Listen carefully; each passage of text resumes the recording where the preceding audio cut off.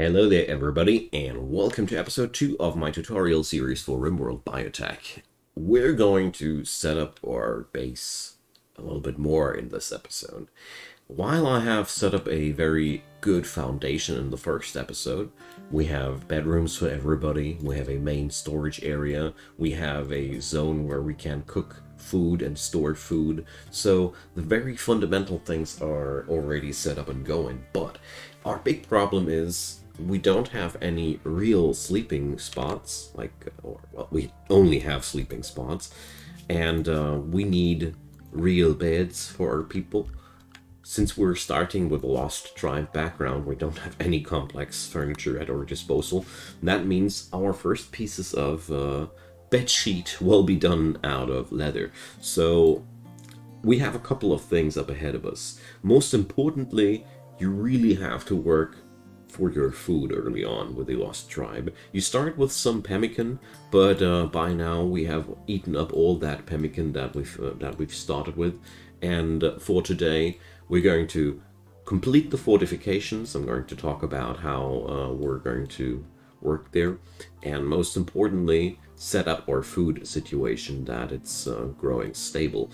The very first thing that I like to do in this game when I start a new map is to get my colony stable. With stable, I mean that if no outside influences are happening, they can go on for an indefinite amount of time. Of course, the storytellers have a saying in that, and they nope it out quite hard, but that's a different story. A stable colony can live off of itself forever, basically, and that's what we're aiming for. Right now, our biggest issue is that we don't have any food at our disposal. Our dude Gray here is already planting out berry bushes, but as you see here, they are only 11% grown, even if we are already using the very fertile soil there. So the fertility overlay menu here shows you the fertility of the topsoil, and there are a couple of things. We're going to talk about farming, of course, as well, but not for today. What I'm trying to emphasize here is that this food here will take a while before it's going to make anybody fed. So the easiest way early on is just to hunt yourself some stuff if the biome gives you the opportunity to. So we're going to talk about hunting here, and let's finally turn on the speed. I just wanted to have everything prepared before we go for that. So we got in our colony, luckily, 2 people that are good at constructing, I'm sorry. And our dude Rolly here, when you check him out, he has practically no bigger jobs. Oh, and a big shout out to the last episode's diligent audience who noticed that Sutit, our dude here, was unable to handle animals. That totally slipped past me, so thanks for pointing that one out. I've changed his background. The background was originally blocking him, and now we're good to go. And a quick pointer towards the description box at this point. There's a link to the playlist if you want to watch this from episode 1, and there's also links to support this channel. There's Patreon, PayPal, and Buy Me a Coffee as ways and means to support me, and I'd be really delighted because I'm a free content creator. I have no big things behind me, like no sponsorships or nothing like that, so I'd be really happy for anybody checking out these links and lending me a hand.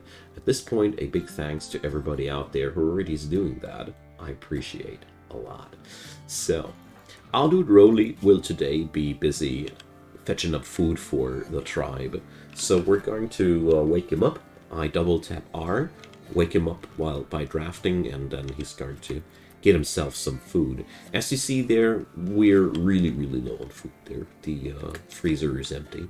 So I'm pressing R now so I can control Rolly directly. By right-clicking, I can navigate him around, and we're just going to whack some small animals here. Squirrels, rats, all the like.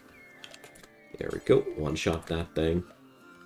And our cook will now be hopefully picking up the leftovers of our wild and crazy hunting endeavors. There's another squirrel. As you see there, Rolly is perfectly able to one-shot these fellas. Melee hunting is something that you have to do manually. You cannot do it automatically. So, as you see here, nobody is carrying the corpses around because there's no spot configured for them. We're going to change that.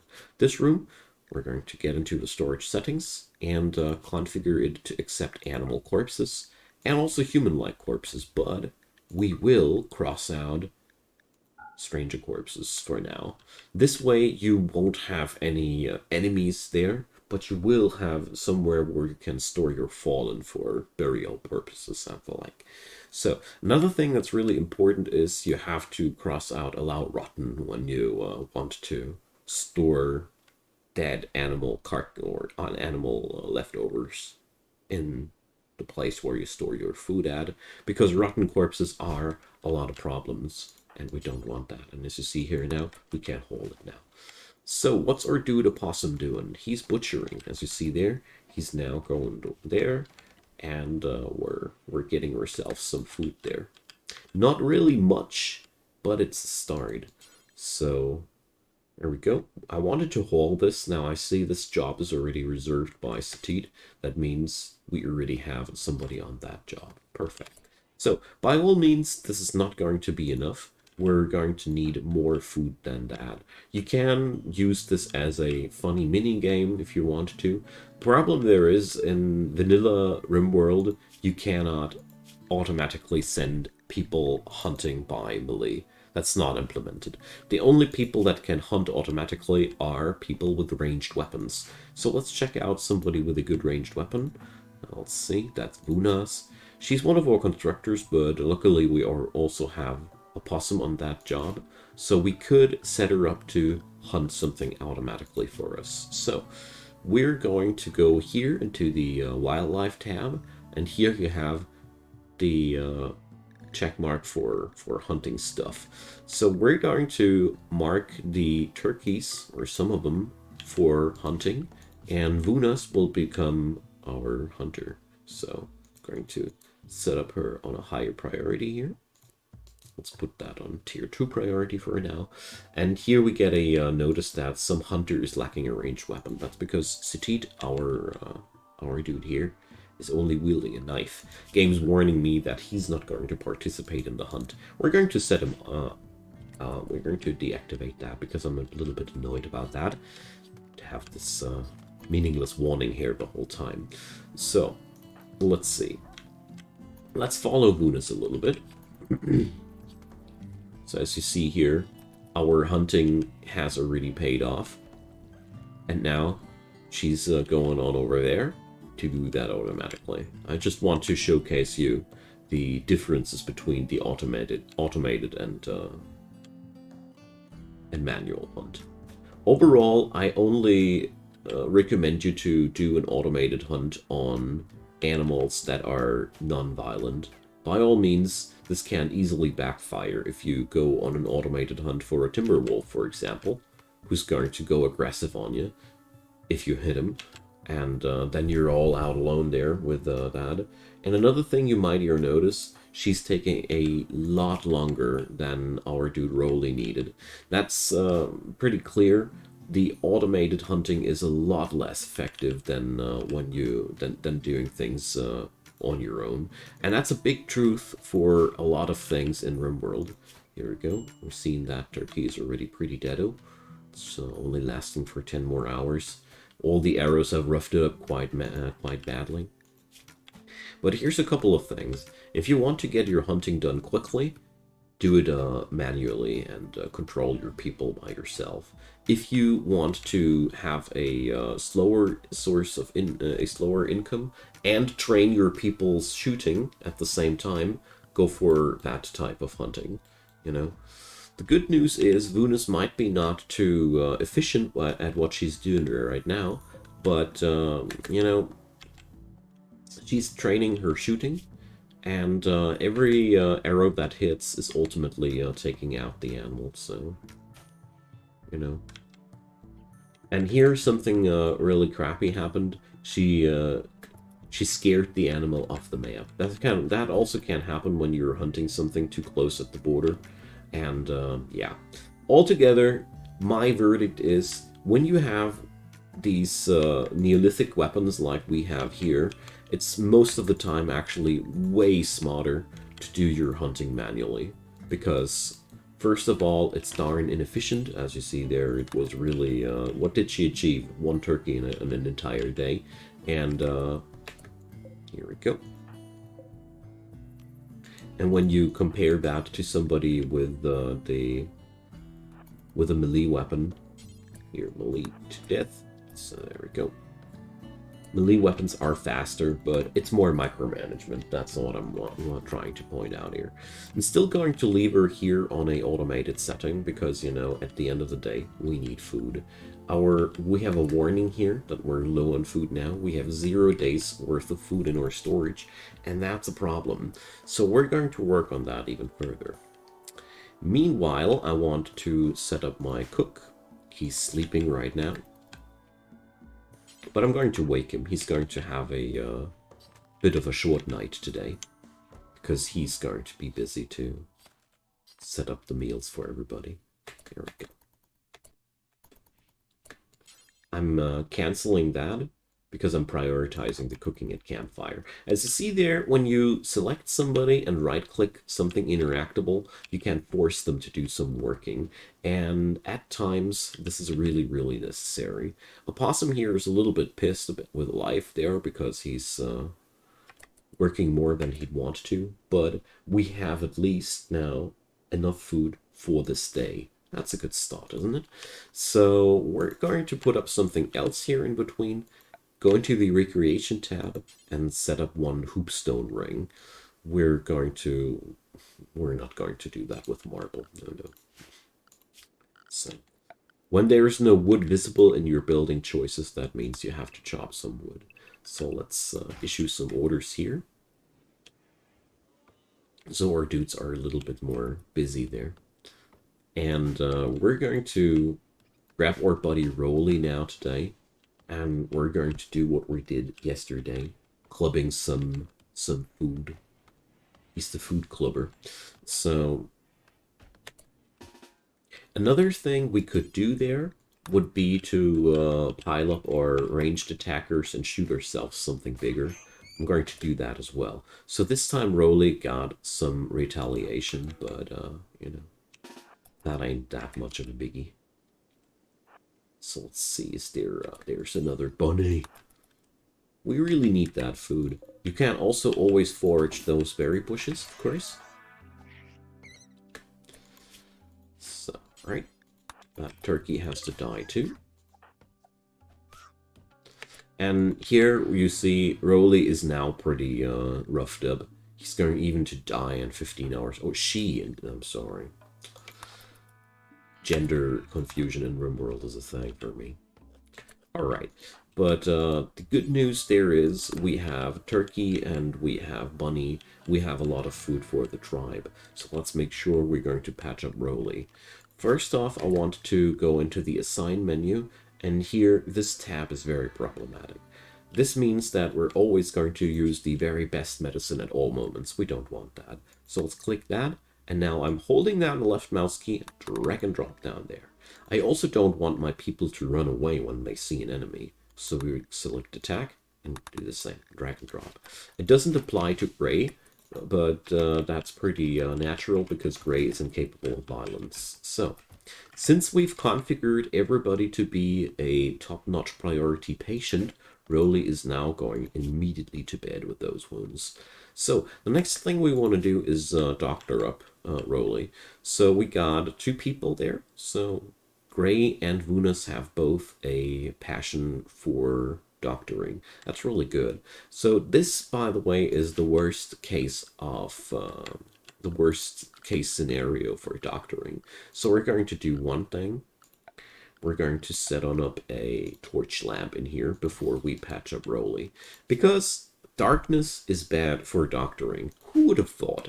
So Venus, we're going to tell her to go for that lamp, because Rolly is not going to die immediately. Now we have light in here. That's really important. Now select Venus again, right-click Rolly, prioritize tending. We see Gray is already coming to the rescue with some medicine.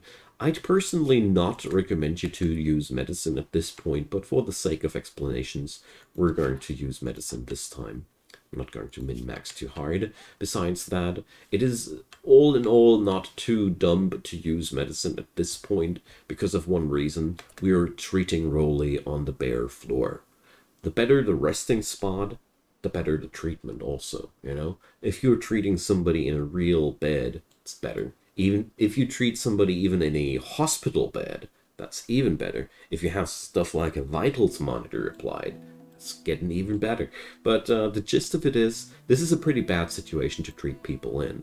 And my recommendation is, if you're starting with a lost tribe and you don't have any beds available and nothing, at least put them a torch right next to them when you're treating your folks, because chances are you're going to have a way better result there. So, dumping stockpile zone, we need that because we have stones in our sleeping rooms, you know. Let's remove the stones. Dumping stockpile zone is automatically accepting everything chunks and everything corpses. So that's basically your junkyard. Okay, so we got a lot of dead animals in our freezer to be. Well, with the tribal background, you have no freezer for a pretty long time. You store food differently. But more about that later. So, let's check out how's the fortification situation. While we were gathering food, our construction orders all got finished with some exceptions here. That's brilliant.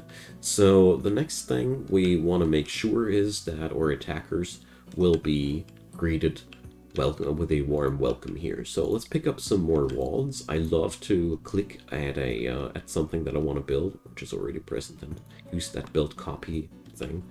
It's my personal preferred go-to method. And now we're going to make sure that the enemy will be entering our base under our conditions. So we're going to set on up a wall here. That wall here will make sure the enemy can only enter over this angle. That's good. It becomes even better when we draw the walls over up here. So now we got a guaranteed tunnel they need to take. And the next thing we're going to use is we're going to go on over into the security tab, and we might be low tech, but we have already access to spike traps. Spike traps require wood. In a biome where you have wood, you definitely should use spike traps. So we're placing down a couple of these. Let's make it 5. We don't need much more than that. So now we have a lot of traps in there. There's a dirty trick which fools the enemy AI to run into the traps, which I'm going to show you there. You pick up a barricade, and then you slap down barricades right next to the traps. This, when it's done, will bring the AI to the following conclusion. If I go over the barricade, that's slower. I want to get into your base fast. What's the fastest path? Over the trap. The AI basically cannot see the traps, and this way, your entrance into the base turns into a death trap. So some setup like that is really cost effective. You don't have to pay a lot, especially if you're in a wood-rich biome, and it gets you darn far. So here's another squirrel. Well, we could club that. We could also send our dude Satit. Oh, come on, let's do that. So press R and right-click the squirrel to attack it. At this point of the game, it's really worth it to have as many critters as possible that just run around your base and transform them into food. Another thing that I here notice is Gray is already done with here the fields, so we can set up more fields. We should set up more fields because we have a lot of people to feed. So let's get back into the fertility overlay. So here we see various different colors. We have yellow floor, where we that's basically the lowest growth, lowest fertility that we have available here, and that soil here is still very useful. So let's place down a couple of these, and I'll show you why. So there is your good friend, the potato. Plants have various different statistics, but here's one thing about the potato. It has a very low fertility sensitivity. What does that mean? If the soil is not too fertile, the potato only is bothered by that by 40%. If the soil is very fertile, the potato is still only influenced by that by 40%. In a nutshell, that means the potato is a very, very grateful resident of your crappy soil, because he's not the potato wouldn't be liking the better soil too much either. To show you better what I'm talking about here, where's the berries? Here. The berries have a fertility sensitivity of 100%. That you see here. The speed gets influenced, the growth speed gets influenced by the fertility. And altogether, the gist of it is, if you have fertile soil, put plants in there that have a high sensitivity, and the bad soil goes for the plants that have a low fertility sensitivity. And that's farming in a nutshell. I have seen a lot of people that have put great lengths of work into setting up spreadsheets about how many fields a colonist needs, and so on and so forth. I'm not a big fan of these, because I personally believe in two things. First off, there's no such thing as too much food in this game. If you ever have too much food, you go on and sell it, or you stop planting, or whatever. And food needs are always flowing. Like, there's no year where you need this exactly same amount of food as the last year. There are diseases which increase the required food for your people over a course of the time. There are occasions where your stuff gets just rotten because you have solar flares and whatnot. Altogether, I'm a big fan of promoting oversupply of food in this game, because starvation is an issue. Too much food in your storage piles is only insofar an issue that you'll have to handle all that stuff. Our dude Rowley has suffering from an infection now, so all these little bites there, one of the scratches has now gone bad. So that's not a big issue though, because we're going to save Rowley. First off, the good news is, with all that slaughtering, we've acquired a lot of leather. So let's put up our first sleeping bag here. Bedroll, they're called. Light leather bedroll. Requires 40 pieces of leather, so we're going to set up one of these. And since we have 40 bird skin as well, we're going to do this here as well. So Vunas is going to go for that thing right away, because it's damn important now that Rowley is going to be treated well, because a infection is lethal. So if you don't treat your infection accordingly, person will die. Ah, that's a bad thing. We don't want that. But here's another thing. Let's compare that. A bedroll has a immunity gain speed factor of 105%. That means your immunity grows 5% faster. A spot on the floor has none of these and less rest effectiveness. It's bad for the surgery success chance. So all in all, that's not where we want our sick people at. So next step, Rowley gets that one assigned, and we go into the work tab, and now I'm going to assign Rowley to a priority 1 bed rest. And next step, we're going to see that Rowley is going to bed, and now we're going to treat that infection. That's as good as we can do. Let's put up Vunas on that task. Always use your best doctors in these scenarios, and use your best medicine if your doctors aren't too good. And let's see. We got a 50% roll. That's brilliant. Everything around 33% saves your regular pawn. And another thing here is, while we don't need to be too worried, Rowley is a pigskin. Pigskins come with the strong immunity gene, so they have an innate ability to tank these things better. So, to get this infection done, you now see the topmost number is the progress of the infection, and the bottommost number is the immunity. If the topmost number reaches 100%, your colonist dies. If the bottommost number reaches 100%, he or she is immune against the disease, and she survives. The disease gets beaten, and that's diseases in a nutshell. So Rowley paid quite the price for the food in the colony, but I'd also say Rowley did a darn good job at that. So let's check out the critters there. As you see here, they spoil all in a couple of days, so we have to prepare them. Here's one wonderful thing about the tribal background. They know how to make pemmican. So we're going to make pemmican now as the next thing, and we do that forever. So our work tab is now, we're going to make meals until that's done, and the rest of the food will be transformed into pemmican.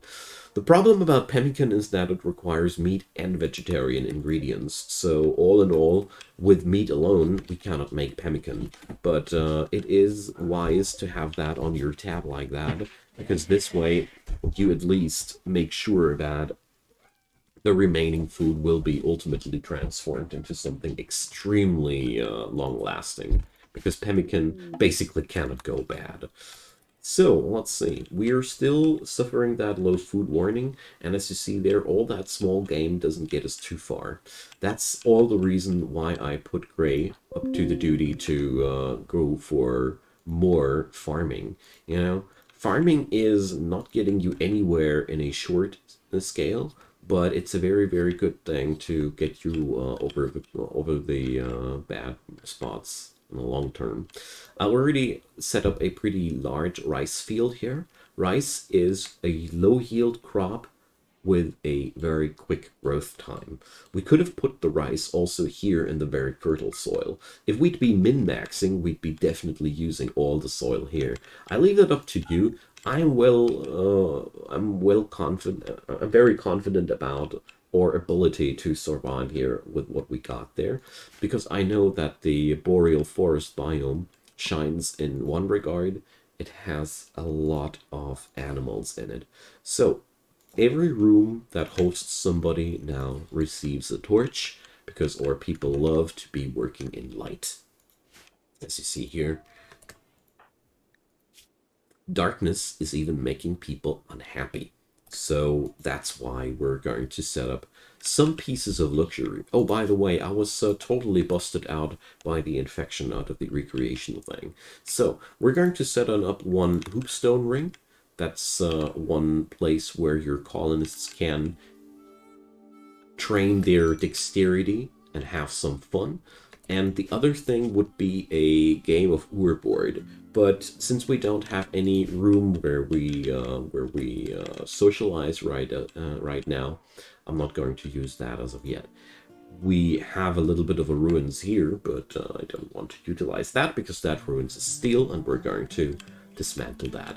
So now I'm going to wait on up until that's done, and this little area here will be pretty much also the outro for this episode. We still have quite the problems with our food situation. I'm well aware of that, but you know, it is just something that we cannot change at the very moment. By the way, if somebody is suffering from an infection, I personally like to monitor that as close as possible. You see now medical treatment is needed. Gray is doing the job. I would have preferred Vunas, but well, Gray is also getting a 33% roll. 33% is just enough to make sure your people aren't well.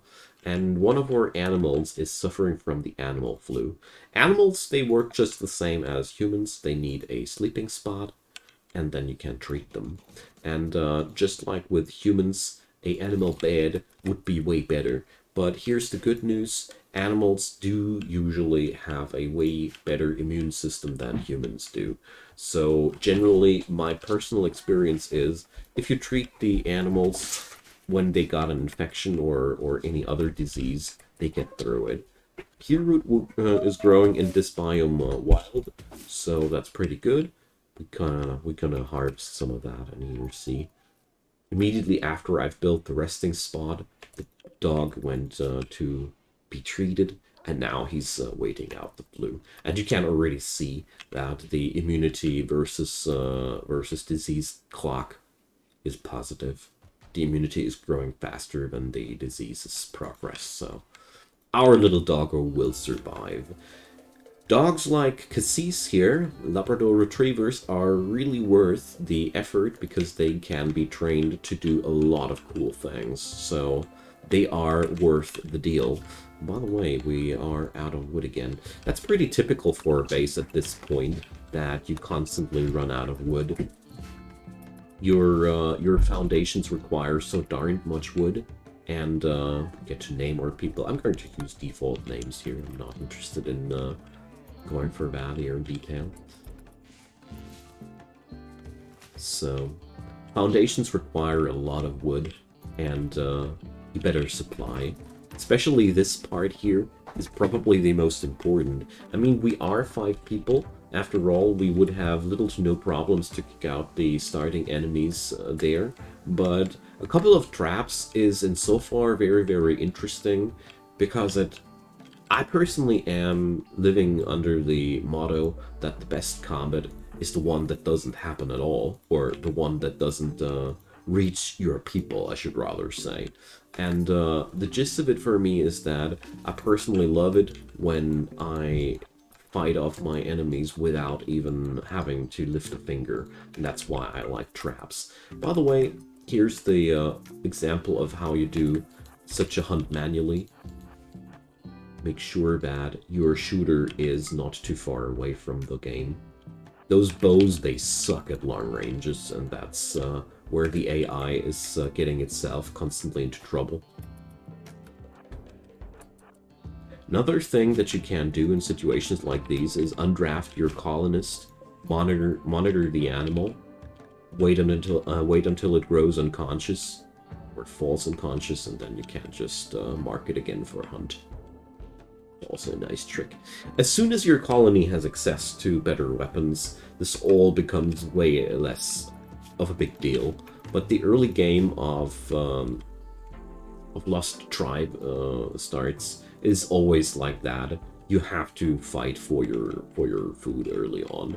And we're going to continue that topic in the next episode for sure, when I'm going to talk about how we're going to get ourselves some more decent amounts of food, you know. Right now we're scraping just the bottom of the barrel, you know. And there's ways and means to get more out of that, but I wanted to delay that for the next episode. We have some food on the fields. We have a little. We have some stuff there on the storage, but like I said, it's pretty normal. When you start with a crash-landed start, you have lots and lots of food compared to this, but we're getting through with that. Alright, so thanks for watching. Next episode, we're going to work on stabilizing the situation even further, hunting larger game, and such things. So thanks for watching. Drop me a comment down below, leave me a thumbs up if you enjoyed, and consider subscribing if you haven't done so already. There's daily content coming up on my channel, and I'm sure if you like this one, you'll like the other stuff that I'm doing as well. So, see you guys next time, and enjoy.